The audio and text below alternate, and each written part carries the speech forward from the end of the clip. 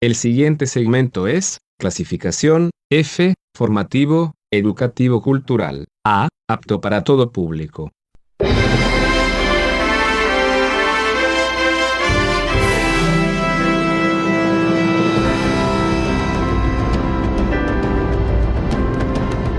Bienvenidos a Sabiduría para el Corazón. El Dr. Stephen David, pastor de la Iglesia Colonial y presidente del Seminario Teológico Shepherds, nos invita a conocer más de la Palabra de Dios. Con Biblia en mano, acompáñenos en el estudio de hoy.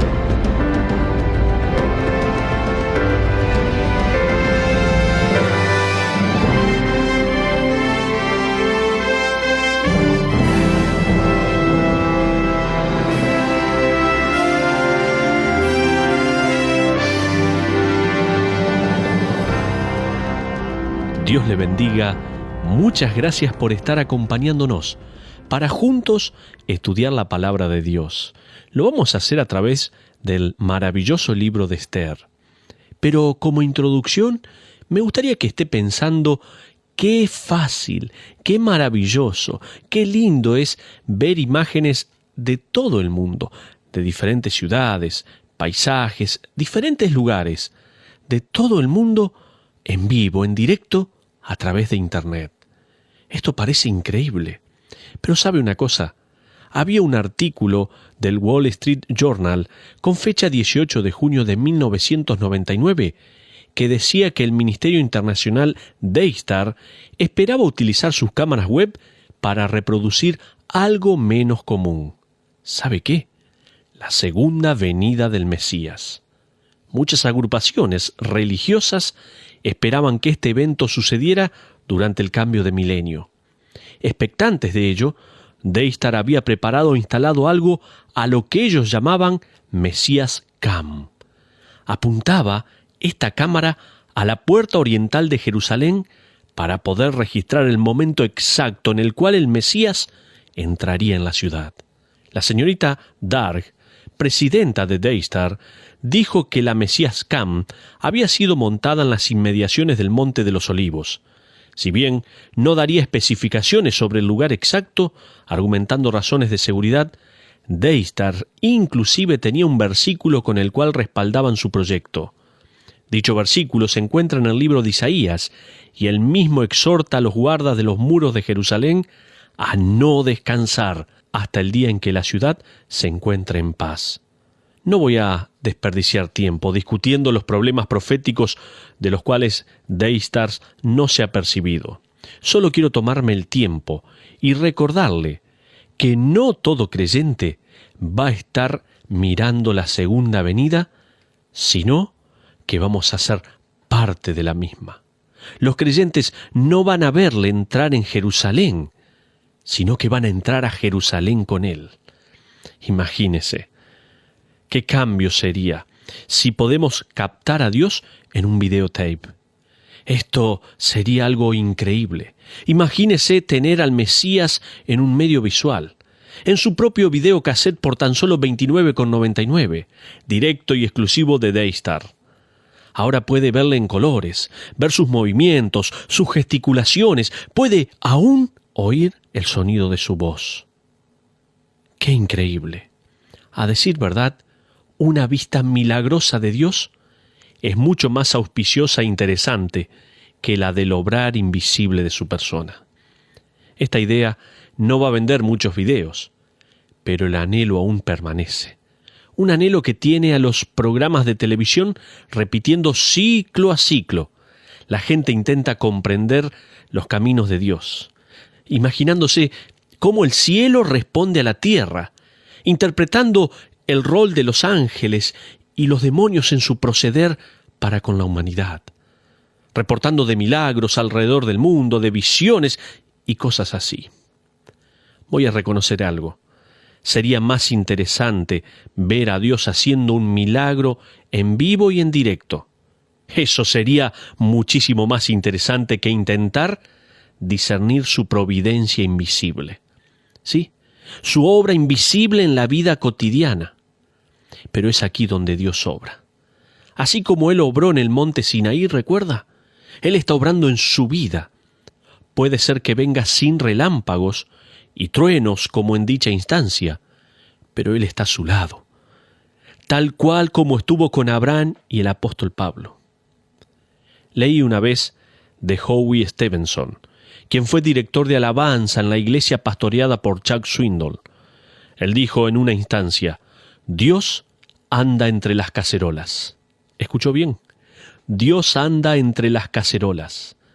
Dios obra por usted cada día, inclusive en lo cotidiano, en la rutina diaria, en las situaciones normales de su vida. Él sabe muy bien cuán fácil es para usted, para mí, entrar en duda en cuanto a su soberanía, cuando ésta no es evidente. Él sabe cuán fácil usted se desanima al no escuchar los truenos y ver los relámpagos de su poder, o sentir su presencia a través de un silbo apacible y delicado. Los cielos aparentan estar en silencio, y la vida parece haber sido dejada en las manos del creyente para que la descifrara de la mejor manera posible. Pero quiero presentar a un director nunca antes visto. Aquí entran en escena la reina Esther y ese pequeño libro que permanece tan desafiante en la actualidad como cientos de años atrás. Es el único libro en la Biblia que no menciona el nombre de Dios. ¿Sabía eso? Sumado a esto, tampoco hace mención de la oración, ni del templo o de la ley. Carece de todo tipo de actividad espiritual. Martín Lutero, artífice de la Reforma, dijo por dichas razones que no le gustaba el libro de Esther. Ironside, líder evangélico influyente en la fundación del seminario de Dallas, también confesó no estar seguro, porque Dios inspiró un libro tan raro y breve. Es un libro diseñado por Dios para recordarnos que, inclusive cuando Él no está visible, cuando su nombre no es mencionado, cuando los líderes políticos no se interesan en Él, cuando la mayoría de los creyentes no caminan con Él, así y todo, en este mundo, Dios está obrando. En el libro de Esther, usted va a aprender que el silencio de Dios es tan elocuente como su voz. Inclusive, cuando Él no escribe mensajes en las paredes de un palacio, cuando no envía fuego desde el cielo, no tenga ninguna duda, Dios está vivo y obrando cada día, a toda hora, cada segundo. El libro de Esther nos recuerda que Dios no necesita ser captado triunfalmente en una cámara. Él es invisible en su obrar diario, incluso sin mencionar su nombre. Su mano está obrando invisiblemente, poderosamente, por detrás de lo que podemos ver, detrás de la escena. Dios, el providente soberano. Este tipo de actividad, de hecho, es lo que los teólogos llaman la actividad providencial de Dios. Él es director invisible de los eventos diarios. La palabra providencia es la combinación de dos palabras en latín. Pro, que significa antes, anterior o preceder en el tiempo. Y la otra es videncia, es ver. La palabra providencia entonces significa ver antes de que suceda. Sin embargo, la verdadera providencia divina significa mucho más que Dios esté viendo eventos de antemano. Se refiere, escúcheme bien, al involucrarse en ver la sucesión de dichos eventos de acuerdo a su divina voluntad. O dicho en otras palabras, primero, la continua vigilancia de Dios por la cual Él produce que todos los eventos en el plano físico y moral cumplan su designio y voluntad. Segundo, el medio por el cual Dios dirige todas las cosas, animadas y no animadas, visibles e invisibles, buenas y malas, hacia un propósito digno, lo cual significa que su voluntad prevalecerá. No tenga ninguna duda, Dios va a obrar en toda situación que se presente en esta vida para así cumplir su plan. me gusta la siguiente declaración de un autor que ya se encuentra en la presencia de Dios, quien dijo así: providencia es la mano de Dios en el guante de la historia. Providencia es la mano de Dios en el guante de la historia. Pero antes de meternos de lleno en el estudio del libro de Esther, me gustaría presentarles a los personajes principales. Comenzamos con Asuero, el emperador, el líder militar. El primer personaje, y este sí era un personaje, es el rey Asuero, el emperador persa y líder militar.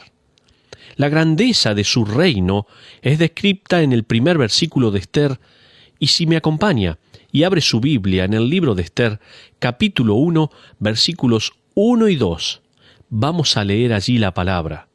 Y dice así: aconteció en los días de Asuero, el Asuero que reinó desde la India hasta Etiopía, sobre 127 provincias, que en aquellos días, cuando fue afirmado el rey Asuero sobre el trono de su reino, el cual estaba en Susa, capital del reino. En estas pocas palabras, uno descubre que este individuo era el líder más poderoso del planeta Tierra. Su nombre griego era Xerxes, y su ruina fue Grecia. Su ambición en la vida era ser exitoso en aquellas áreas que su padre fracasó, como fue conquistar Grecia.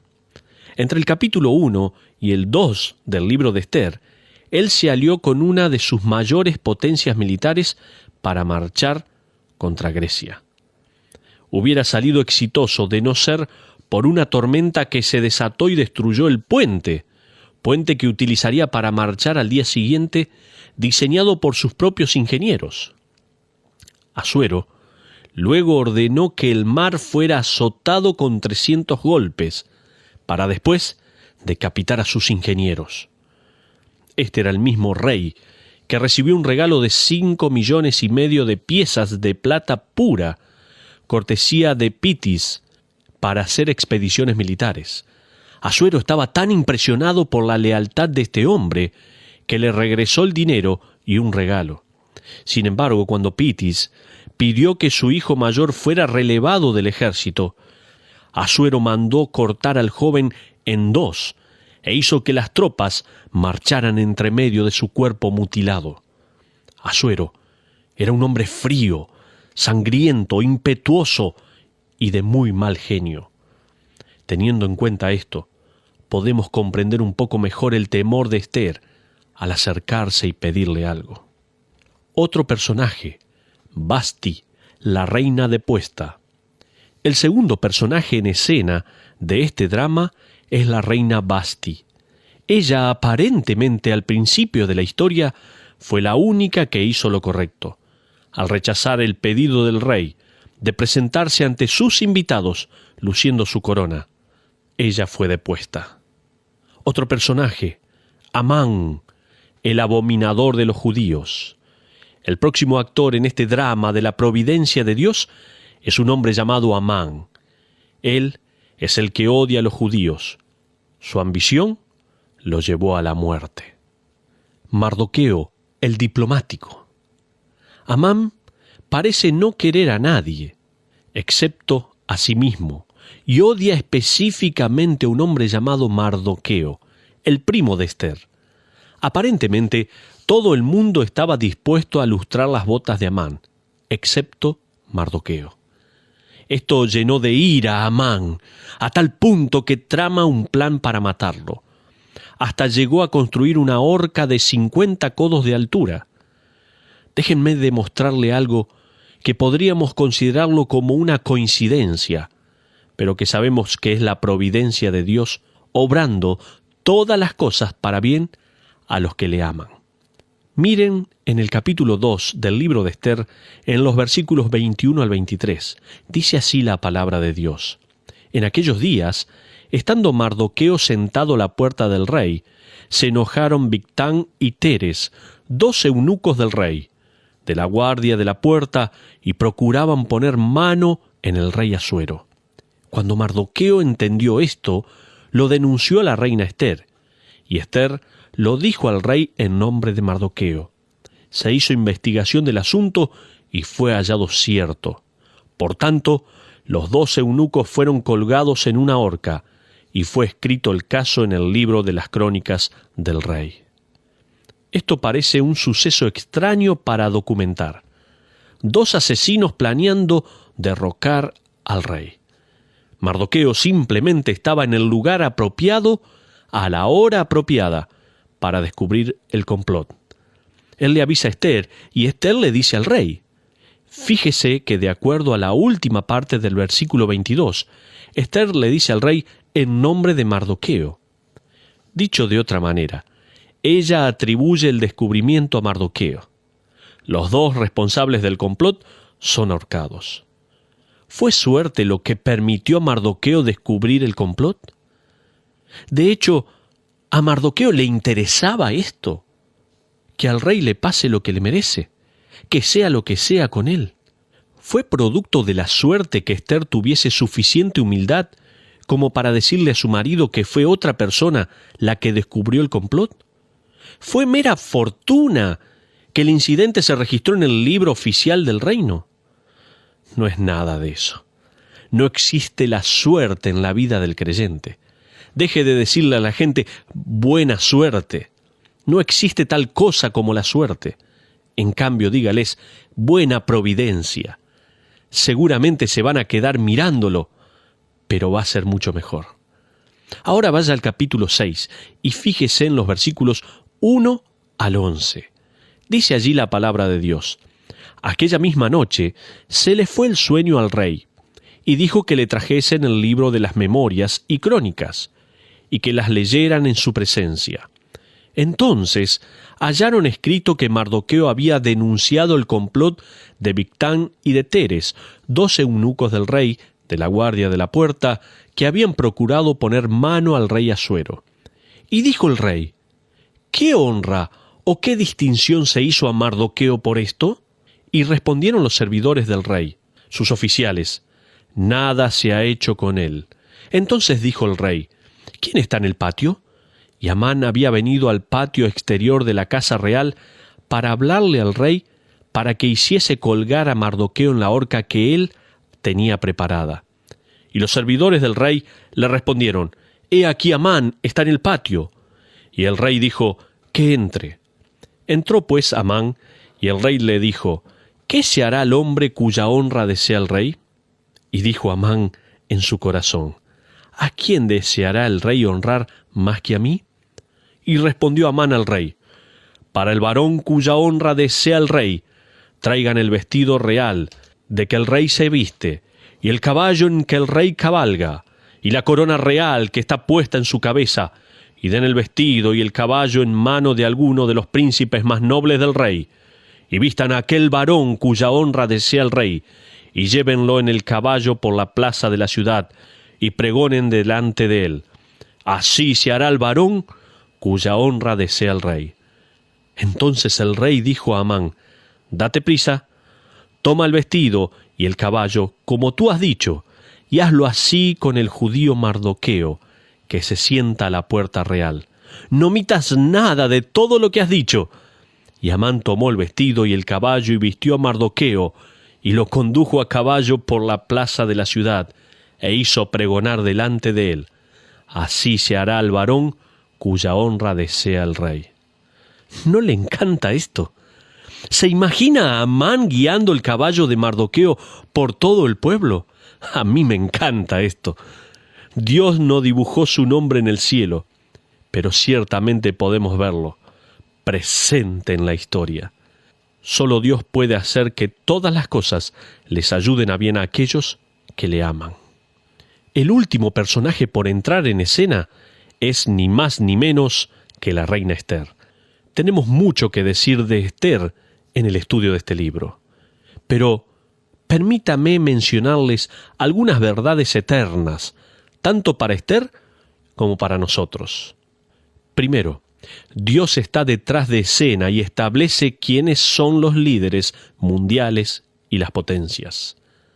El apóstol Pablo, en el libro de los Hechos, capítulo 17, versículo 26, al predicarle a los griegos, nación que antes había derrotado a Asuero, les recuerda que, y de una sangre ha hecho todo el linaje de los hombres, para que habiten sobre toda la faz de la tierra, y les ha prefijado el orden de los tiempos y los límites de su habitación.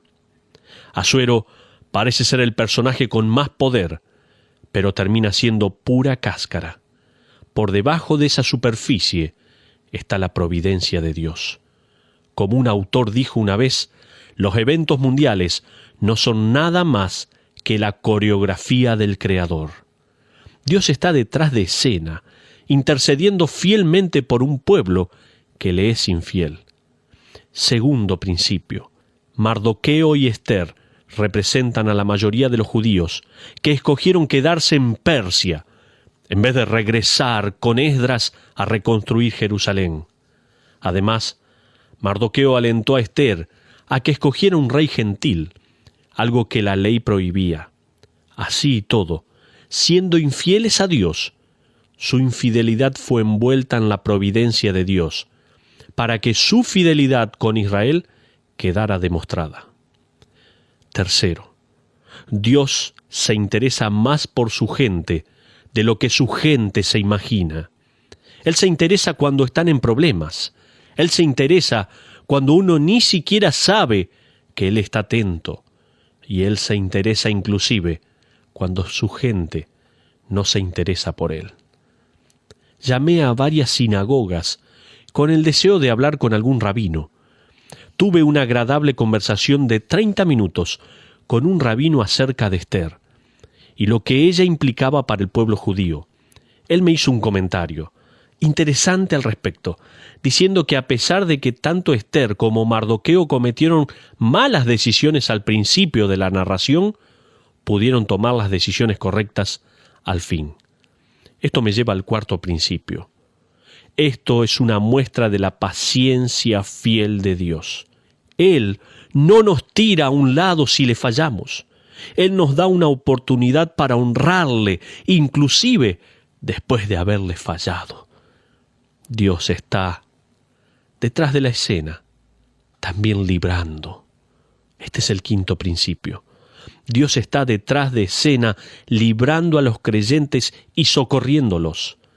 Al estudiar este libro juntos, usted se dará cuenta de cuán fácil Mardoqueo podría ser apodado el manipulador.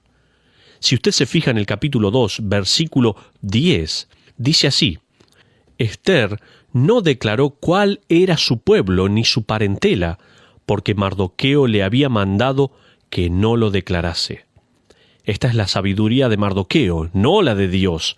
Y fíjese ahora en el versículo 11. Y cada día Mardoqueo se paseaba delante del patio de la casa de las mujeres para saber cómo le iba a Ester y cómo la trataban. Mardoqueo caminando de un lado a otro. ¿Por qué? Porque él piensa que es él quien está a cargo. Piensa que tiene que estar adelantado a la situación. No es sorpresa entonces que ande tal vez allí comiéndose las uñas. Los manipuladores andan siempre con cara de preocupación, temerosos y preocupados con obtener y mantener el poder. Raras veces sonríen. Es comprensible. ¿Cómo puede uno sonreír cuando anda con el mundo sobre sus hombros? Otro principio, el sexto. El cristiano no tiene que manipular personas. Deje de tirar de los hilos de la vida de otros.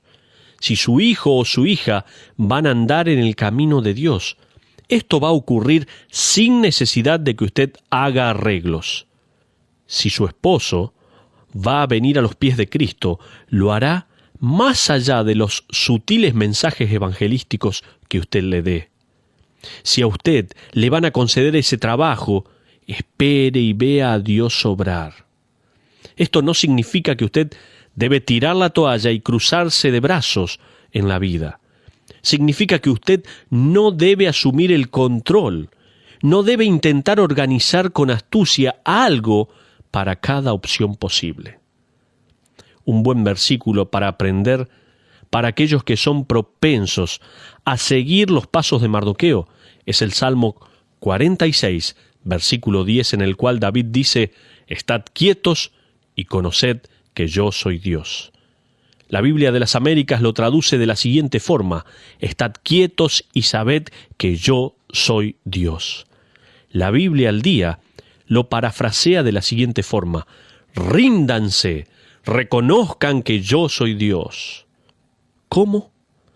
Comprendiendo y descansando en la doctrina de la providencia divina. Dios puede ser invisible, pero Él es infalible. Él puede estar sumamente tranquilo, pero su poder sigue inalterable. Puede que sea ignorado y rechazado, pero su voluntad siempre prevalece. Según Daniel, capítulo 4, versículo 35, dice la palabra así: y Él hace según su voluntad en el ejército de los cielos y en los habitantes de la tierra, y no hay quien detenga su mano y diga: ¿qué haces? ¿Sabía usted qué está haciendo Dios en su providencia? Se nos dice en Salmos 135, versículo 6, todo lo que Jehová quiere, lo hace, en los cielos y en la tierra, en los mares y en todos los abismos. Este libro de Esther nos ha sido dado no para que nos enamoremos de Esther, sino para que nos enamoremos con Dios. Se nos dan todos los detalles para que nos impresionemos no de la astucia de Esther, pero sí de la sabiduría infinita de Dios. El deseo de mi corazón es que, al terminar esta pequeña obra llamada Esther, usted quede profundamente enamorado de Dios. Que Dios le bendiga. Lo espero para seguir estudiando este maravilloso libro. Muchas gracias por acompañarnos en el estudio de hoy. BBN y el pastor Stephen David lo invitamos a nuestra próxima audición, donde encontraremos más sabiduría para el corazón. Esta fue una producción de BBN.